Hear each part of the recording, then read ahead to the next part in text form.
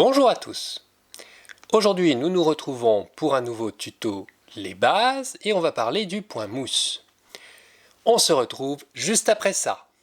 Petite tête, petite tête, petite tête, petite tête. C'est quoi le point mousse? Le point mousse est un des points de base du tricot. Il se tricote à l'endroit et est très facile à réaliser. L'avantage, c'est qu'avec lui, le tricot ne roule pas. En outre, il reste souple. Il a l'inconvénient de consommer beaucoup de laine et il faut être régulier sur la tension avec ce point pour qu'il soit très joli. Il a aussi l'inconvénient d'avoir l'impression qu'on n'avance pas, puisqu'en fait, un rond de point mousse va faire très peu d'épaisseur à cause de cette soupleté. Nous allons voir comment on fait cela en méthode continentale, bien sûr, mais le principe reste le même pour n'importe quelle méthode sur le point mousse. C'est juste la façon de tenir le fil et les aiguilles qui est différente. Comme on est en méthode continentale, on prend toujours notre fil de la même manière en l'entourant autour du petit doigt et autour des autres doigts. J'ai déjà commencé à faire du point mousse, vous le voyez ici. Donc, comme je vous le disais, c'est un point où il faut être constant sur la tension. Donc la méthode continentale va beaucoup nous aider. Ensuite, on nous a dit qu'il faut tricoter toujours en droit. Comme vous avez vu, je pense, le point jersey qui est avant, vous savez faire des mailles en droit et des mailles en vert. Le point mousse est un point où on fait que des mailles en droit. C'est souvent le premier point que les gens apprennent.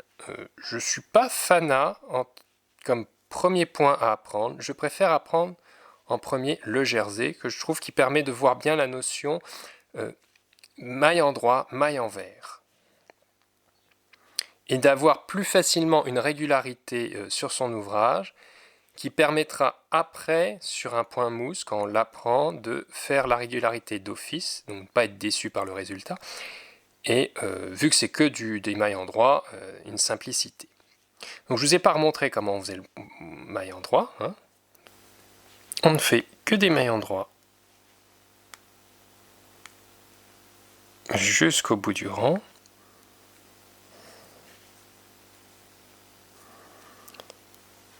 Et arrivé au bout du rang,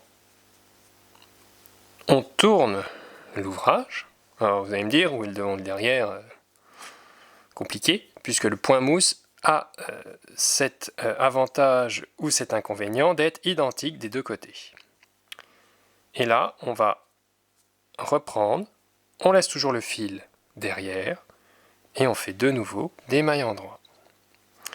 Ce qui fait en fait cet aspect un peu particulier, puisqu'en fait les boucles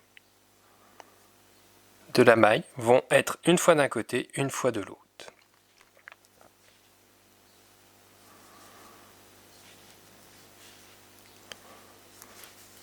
Donc le point mousse, ce n'est que de la maille en droit, sur tous les sens, que ce soit sur l'endroit ou l'envers de l'ouvrage. Donc comme vous voyez, c'est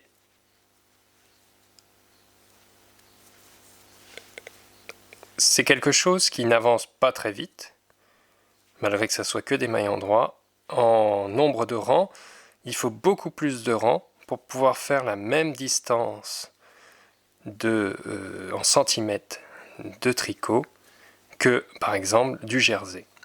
C'est un point qu'on dit pas économique. Pour ceux qui cherchent à tout prix un point économique, le point mousse n'est pas du tout un point économique. C'est un point esthétique mais pas économique. D'ailleurs, très peu de points sont économiques. En dehors du jersey qui va être un point qui pour moi est le plus économique. Voilà.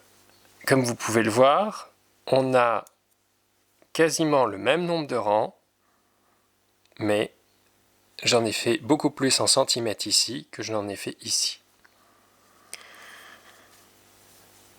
Donc vous alternez ce que je viens de vous montrer à l'infini et ça vous donne cet aspect-là qui donne un côté, donc comme on disait, élastique, puisque en fait les mailles s'entrecroisent. Ils font des sortes de petites chaînettes, de petits maillons si bien que c'est assez élastique comme modèle et assez élastique aussi comme ça, puisqu'en fait la maille peut s'étendre.